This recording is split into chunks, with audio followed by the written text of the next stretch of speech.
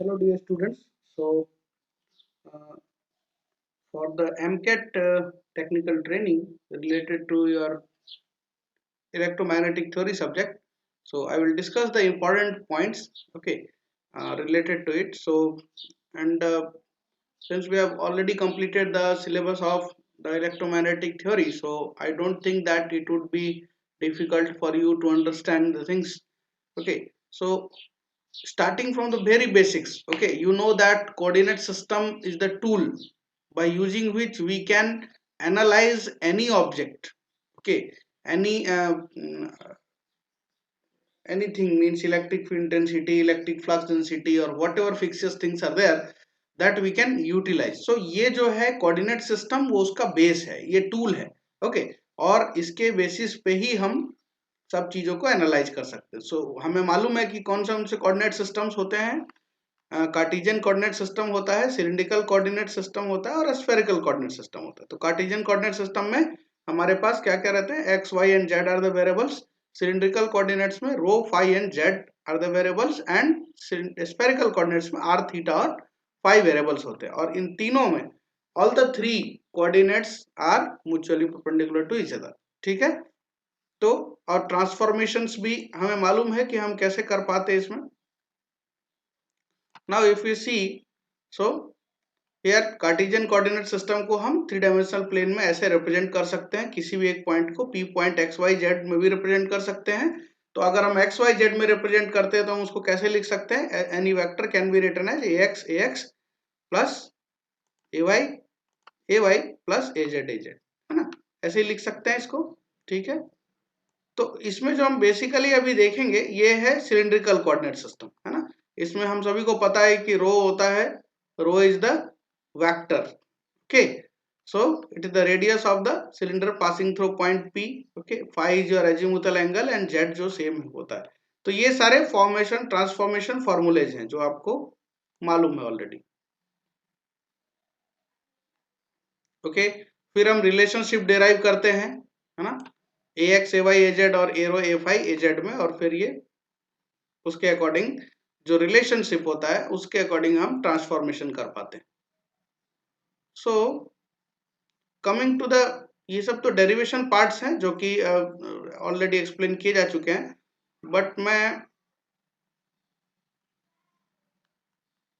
Yes, gradient, gradient of scalar क्या होता है? तो operation of the vector operator del on a scalar function is called the gradient of scalar, okay. तो मान लीजिए अगर कोई v एक स्केलर फंक्शन है, तो v X Y Z Cartesian system में हम लिख पाते हैं, और उसका ग्रेडियंट क्या होगा? Del v equals to del del X A X plus del del Y A Y plus del del Z A Z. इसी तरह से अगर हम सिलिंड्रिकल में लिखना चाहें तो इस तरह लिख सकते हैं, और स्फेरिकल में इस तरह लिख सकते हैं. ठीक है. So this is the gradient. तो ग्रेडियंट की क्या खासियत है? What is the significance? That the magnitude of vector function obtained by the gradient of scalar function at any point in the region of scalar field is the maximum rate of increase of the scalar function at that point. तो gradient basically हमें क्या बताता है कि it is ये maximum rate of increase of the scalar function at that point, मतलब उस point पर कितने ज्यादा रेट से, कितना मैक्सिमम रेट से स्केलर फंक्शन इंक्रीज हो सकता है, उसका जो मेजर है वो ग्रेडियंट से हमें मिलता है. ठीक है. तो in other words we can say that gradient is a vector which represents both the magnitude and the direction of maximum space rate of increase of the scalar. Okay. Now these are the numericals. So अभी हम superficial study कर रहे हैं. Now divergence क्या होता है? Divergence जैसे definition से क्या कहते हैं हम कि divergence del dot A equals to limit del B tending zero and close surface integral of any vector field A upon del V, okay. तो ये जो ए डॉट डी एस है, ये क्या रिप्रेजेंट करता है? It represents the net outward flow of flux of vector A, okay. तो अगर हमारे पास क्लोज सरफेस एस है, उसमें अगर कोई वेक्टर ए है, तो उसका जो net outward flow of flux है वेक्टर ए का, वो ए डॉट डी एस बताता है हमें. And divergence represents the net outward flux flow per unit volume. इसीलिए इसका जो फॉर्मूला है वो close surface integral A dot D S upon del V है. ठीक है. So divergence equals to del dot A del V. So where del V is the volume enclosed by the closed surface S in which the P is located. So divergence of A अगर हम Cartesian system में लिखें तो ये del dot जिस भी vector का हमें डाइवर्जेंस डिटरमाइन करना है, del dot A del dot B हम लिख सकते हैं. So del dot A equals to del A X upon del X, del A Y upon del Y, del A upon del Z. उसी तरह cylindrical coordinates और spherical coordinates के लिए भी हम इस तरह से डिराइव कर सकते हैं. नाउ सिग्निफिकेंस क्या है डाइवर्जेंस का? सो डाइवर्जेंस क्या बताता है? Divergence represents the limit of field source strength पर यूनिट वॉल्यूम. ओके, या सोर्स की जो डेंसिटी है वो बताता है. ठीक है, तो सोर्स का स्ट्रेंथ पर यूनिट वॉल्यूम मतलब डेंसिटी ही हुआ. तो सोर्स की डेंसिटी बताता है, उसकी लिमिट बताता है. एंड ये पॉजिटिव होता है सोर्स पॉइंट पे in the field and negative at sink point, और जीरो जहां ना सोर्स है ना सिंक है. ठीक है, तो यहाँ फर्स्ट केस में देखिए ये क्या हो रहा है, बाहर की तरफ है डायरेक्शन, तो ये डाइवर्जेंस. ठीक है, तो ये पॉजिटिव डाइवर्जेंस हुआ. यहाँ पर क्या होगा, कन्वर्ज हो रहा है, तो ये हो गया नेगेटिव डाइवर्जेंस. और यहाँ पर ना डाइवर्ज हो रहा है ना कन्वर्ज हो रहा है, पैरेलल है, तो ये जीरो डाइवर्जेंस. ठीक है, एंड प्रॉपर्टीज अगर हम बात करें तो प्रॉपर्टीज क्या होती है?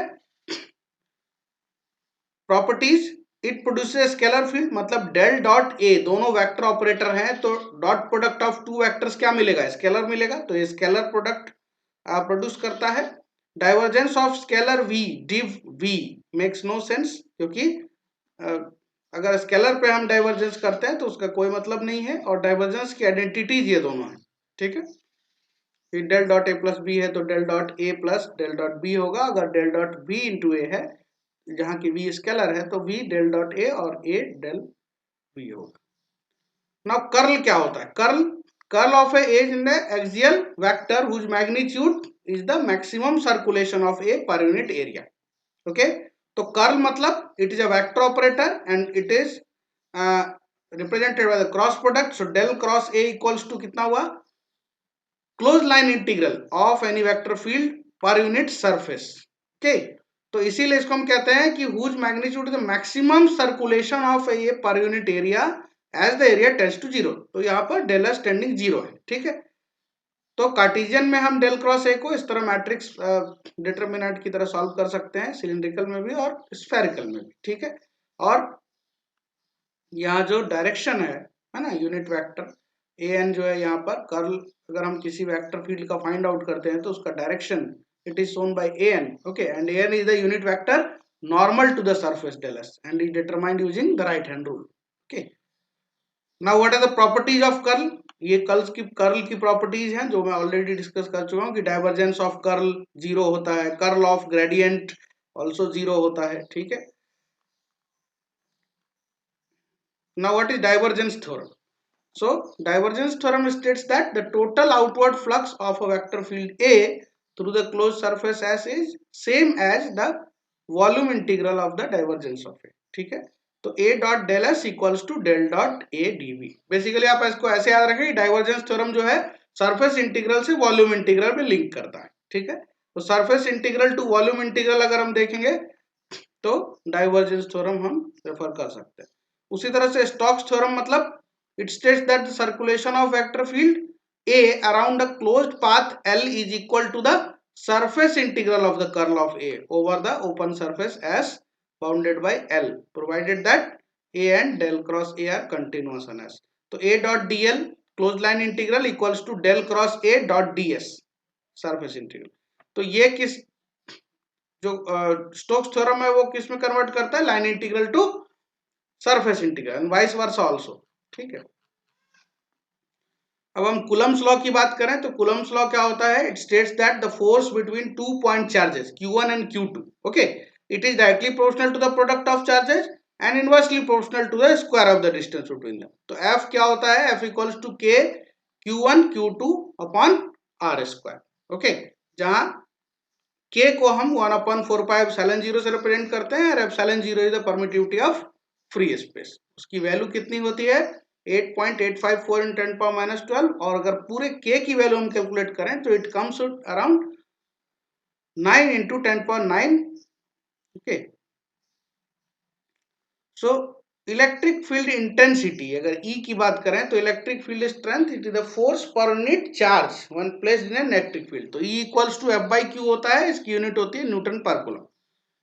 चार्ज डिस्ट्रीब्यूशंस की अगर हम बात करें तो चार्ज डिस्ट्रीब्यूशंस कौन कौन से होते हैं? Point charge, line charge, surface charge and volume charge, है ना, ये सब चार्ज डिस्ट्रीब्यूशंस होते हैं। ठीक है, तो हम इन सभी का जो Q है वो हम इस तरह से डिटरमाइन कर सकते हैं।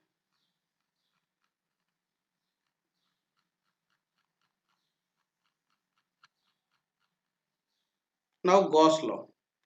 तो गॉस लॉ क्या बताता है? It states that the total electric flux through any closed surface is equal to the total charge enclosed by that surface, है ना, यही गॉस लॉ का वो है, स्टेटमेंट है।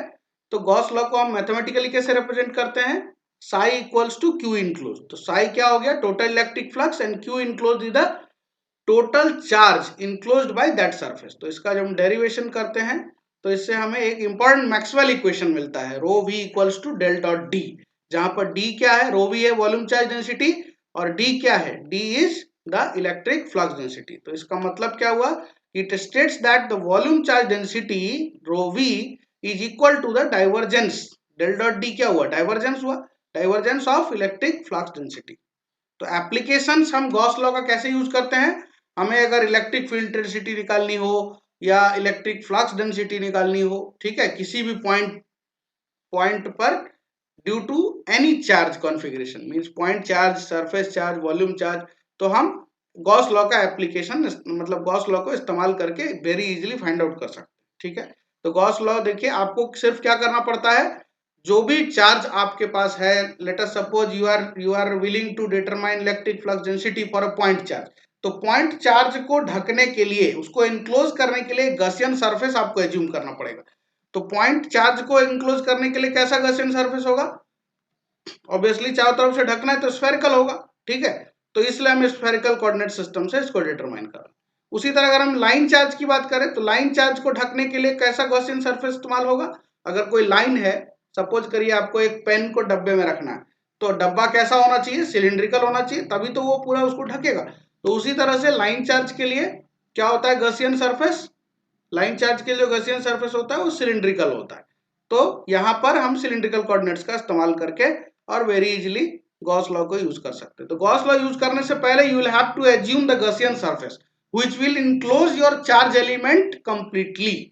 Okay, then only you can utilize your Gauss law to determine anything. Infinite sheet of charge, अब sheet है, sheet को तो ऊपर और नीचे दोनों तरफ से ढकना पड़ेगा। तो सीट को ढकने के लिए हम कैसा इस्तेमाल करेंगे Gaussian surface? Obviously rectangular, cuboid के शेप में, है ना, तो उससे हम ये डिटरमाइन कर सकते हैं। तो इस तरह से हम, अगर चार्ज स्फेयर है तो ऑब्वियसली स्फेरिकली होगा, तो उसको भी हम इस तरह से डिटरमाइन कर सकते हैं। ठीक है, तो एवरीथिंग ऑलरेडी अब एक्सप्लेन किया जा चुका है आपको। इलेक्ट्रिक पोटेंशियल किसको कहते हैं? तो electric potential means work done in displacing the charge Q by DL. किसी भी चार्ज को अगर हम डीएल डिस्टेंस से क्या करते हैं? डिस्प्लेस कर देते हैं बाय अप्लाइंग फोर्स, तो work done equal to F into S हो जाता है। सिंपल काइनेमेटिक्स में भी अगर हम देखें तो वर्क डन किसको माना जाता है? If you are applying force F on any object and it is displaced by distance S, तो then we say that work done equals to what? Force into displacement. तो here also we do have the same thing, dw equals to, because differential length की बात कर रहे हैं तो differential work done होगा, so dw equals to minus F dot dl। Okay, तो minus Q E dot DL, और Q E क्यों होता है? क्योंकि E equals to F by Q होता है, तो F equals to Q into E होता है, और उससे फिर हम पोटेंशियल डिफरेंस डिटरमाइन कर सकते हैं। पोटेंशियल डिफरेंस डिटरमाइन करने के लिए क्या होगा? W upon Q, work done per unit charge. Okay, तो ये फॉर्मूला आता है v equals to minus E dot d l from A point to B point. इसी तरह से हम पोटेंशियल डिटरमाइन कर सकते हैं सभी के लिए। Okay, so these are the derivations which I have already discussed. Now one more thing is the Poisson's and Laplace equation. Poisson's equation क्या होता है और Laplace equation क्या होता है? तो del 2v nearly equal to minus rho v upon epsilon, ये होता है पॉइजन इक्वेशन। ओके, और जब हम ऐसा रीजन कंसीडर कर लेते हैं कि जहां पर आपका जो वॉल्यूम चार्ज डेंसिटी है, ओके, मतलब चार्ज फ्री रीजन की बात करें, तो चार्ज फ्री रीजन में क्या होगा? चार्ज फ्री है मतलब क्या हुआ? चार्ज है ही नहीं वहां पर, तो नहीं है तो इसका मतलब रो v इक्वल्स टू 0, और रो v इक्वल्स टू 0 होगा तो क्या हो जाएगा, del 2 v equals to 0।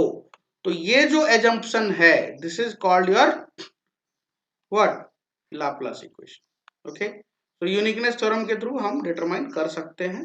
This is the uniqueness theorem which is used to determine the solution of the Laplace equation. Okay, so solution of Laplace equation is given by this uniqueness theorem. Okay, और फिर electric dipole you already know.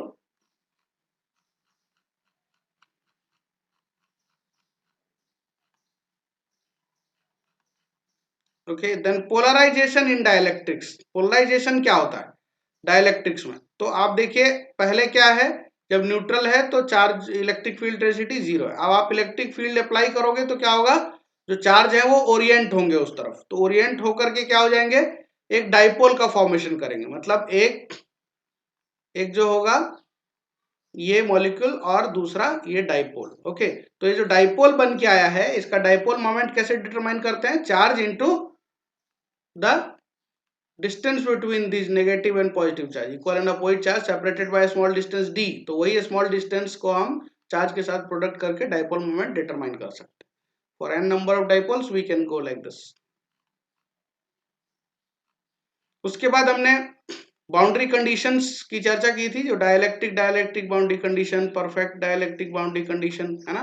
तो boundary condition कोई भी हो, हम क्या करते हैं, बाउंड्री पर एक गॉसियन सरफेस एज्यूम करते हैं। ओके, तो गॉसियन सरफेस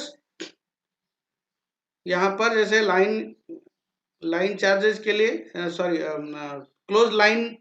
क्लोज पाथ जो है वो हमने यहाँ पर गॉसियन सरफेस के रूप में एज्यूम किया। टेंजेंशियल होगा पाथ के तो उसको टेंजेंशियल कंपोनेंट बोलेंगे, नॉर्मल होगा तो नॉर्मल कंपोनेंट बोलेंगे, और फिर उसके बाद हम स्टैब्लिश करते हैं रिलेशन उन दोनों के बीच में। तो that is I think you know already. Okay, तो कुछ जो एजम्पशंस हैं, जो परफेक्ट डाइलेक्ट्रिक के बारे में क्या है, परफेक्ट कंडक्टर के बारे में क्या कंक्लूजन आता है कि no electric field exist within a conductor. For perfect conductor अगर हम बात करें तो इलेक्ट्रिक फील्ड एग्जिस्ट नहीं करता है। So rho v equals to 0 और e equals to 0। Okay, now E equal to minus del v equal to 0, इसका मतलब कि कोई पोटेंशियल डिफरेंस नहीं होगा and between any two points in the conductor. ठीक है, तो इसलिए कंडक्टर को हम इक्विपोटेंशियल बॉडी मानते हैं। These are the very important concepts. Okay, जो डिराइव होके आता है, वो हम सिंपली नहीं बोल रहे हैं। ओके, तो ये सब बाउंड्री कंडीशन से डिराइव होके आता है कि आप देखिए कि इलेक्ट्रिक फील्ड जो है एग्जिस्ट नहीं करता है कंडक्टर के अंदर। परफेक्ट कंडक्टर की हम बात कर रहे हैं, rho V equals to 0 equal to 0, and यहाँ पर E equals to minus del V होता है, तो यहाँ पर 0 हो गया डेल वी भी, तो डेल वी 0 मतलब नो चेंज इन वोल्टेज, मतलब कोई पोटेंशियल डिफरेंस नहीं होता है any two points on the conductor. तो ये कंडक्टर को इक्विपोटेंशियल बॉडी हम इसलिए मानते हैं। ठीक है, next capacitance. Capacitance is measured by what, charge per unit voltage. Okay, तो 1 farad equal to 1 coulomb upon 1 volt, इसीलिए क्या होता है, कैपेसिटेंस की जो यूनिट है वो फराड में हम मेजर करते हैं। C equals to Q upon V। अगर हम सीरीज में कनेक्ट करते हैं कैपेसिटर्स को तो उसका जो इक्विवेलेंट है वो कैसा आता है, 1 upon C equivalent equals to 1 upon C1 plus 1 upon C2 plus 1 upon C3। और अगर हम पैरेलल में इसको कनेक्ट करते हैं तो इक्विवेलेंट जो है वो क्या आता है, C1 plus C2 plus C3। जो रेजिस्टेंसेस का कनेक्शन है उससे ठीक उल्टा। सो मोस्ट इंपॉर्टेंट थिंग जो है वो क्या है, मैक्सवेल इक्वेशन। ठीक है, तो कौन सा मैक्सवेल इक्वेशन कहाँ से डिराइव होता है, ये देखिए, ये टेबल में आपको सब कुछ दिखेगा। सो डिफरेंशियल फॉर्म, अगर हम मैक्सवेल इक्वेशन की बात करें तो फैराडेज लॉ से जो डिराइव होके आता है वो है del cross E equals to minus del B upon del t, जहां पर E क्या है, इलेक्ट्रिक फील्ड इंटेंसिटी, B क्या है, मैग्नेटिक फ्लक्स डेंसिटी। और इसी का अगर हम इंटीग्रल फॉर्म लिखते हैं तो ये क्या हो जाता है, E dot d l equals to minus surface integral of rate of change of magnetic flux density. Okay, Ampere circuit law से जो डिराइव होके आता है वो है del cross H equals to J plus del D, okay, upon del T, है ना। और इसको अगर हम इंटीग्रल फॉर्म में लिखें तो H dot d l equals to I plus integral del d upon del t dot D s. Okay, and Gauss law की अगर हम बात करें तो del dot d equal to क्या होता है, रो वी, ये डिफरेंशियल फॉर्म है, और इसी को अगर हम इंटीग्रल फॉर्म में लिखें तो D dot D S equals to rho V del V. और magnetic existence of monopole, non existence of magnetic monopole से जो आता है वो है del dot B equals to zero and B dot D S equal to zero. तो ये summary of Maxwell equation है। This is very important, this is a core of EMT. Okay, सारे जो ईएमटी के आपके कंसेप्ट्स हैं और जो भी एनालिसिस है वो सभी इन्हीं मैक्सवेल इक्वेशन पे बेस्ड है। Ampere circle law, Gauss law and Faraday's law, these three laws are very important. Okay, so you must know the statement of this, so this is very important. Already I think I have the statements. So अगर हम Faraday's law की बात करें तो Faraday's law क्या है? According to this law the induced EMF is equal to the time rate of change of magnetic flux linking with the close circuit. Okay, तो E equals to N d phi by d t बोलते हैं। तो जितना भी आपका machine का concept है, transformer का कंसेप्ट है, everything is derived from this law. Okay, so according to this law क्या होता है? induced EMF E is equal to time rate of change of magnetic flux. okay, so d phi upon dt, n number of turns के लिए n d phi upon dt, और negative sign क्या आता है? Negative sign indicates the direction of induced EMF. okay, that direction of induced EMF is such as to oppose the original field.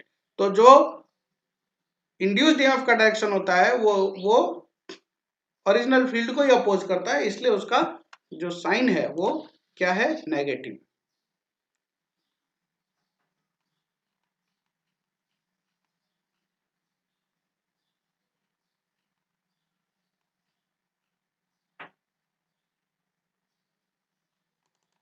Okay, then uniform plane waves की अगर हम बात करें free space में, तो इलेक्ट्रोमैग्नेटिक वेव जो propagating through a free space sigma equals to zero. Okay, so we consider that electric field is in the x direction and magnetic field in the y direction, then the direction of propagation of the wave will be in which direction? Z direction. Okay, so electric field vector E and magnetic field vector H lie in the same plane. Okay, so E and H are the functions of Z and T, and also E is perpendicular to H. Okay, so E जो है वो H के perpendicular है and the direction of propagation जो है वो Z direction. सो x के along अगर हम ई ले रहे हैं, वाई के अलोंग अगर हम एच ले रहे हैं मैग्नेटिक फील्ड, तो डायरेक्शन ऑफ प्रोपगेशन क्या होगा? जेड के अलोंग होगा।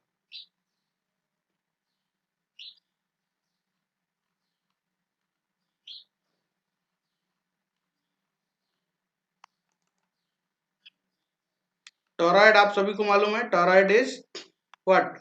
It's a ring shaped structure. Okay, and we can wound the n number of turns of coil on it. Okay, तो एक टोरॉइडल रिंग बन जाता है। ठीक है, तो इसका इंडक्टेंस हम फाइंड आउट कर सकते हैं। ठीक है,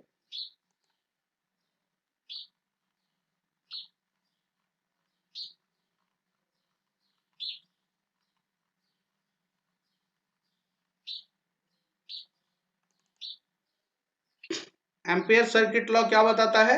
it states that the line integral of H यानी magnetic field intensity around a closed path is same as the net current I in C, that is current enclosed by that path. ठीक है, तो उस case में अगर हम इसका derivation करते हैं तो एम्पियर्स लॉ सिमिलर माना जाता है गॉस लॉ से। जो गॉस लॉ इन इलेक्ट्रोस्टैटिक्स होता है वैसे ही it is analogous to Ampere's law in magnetostatics.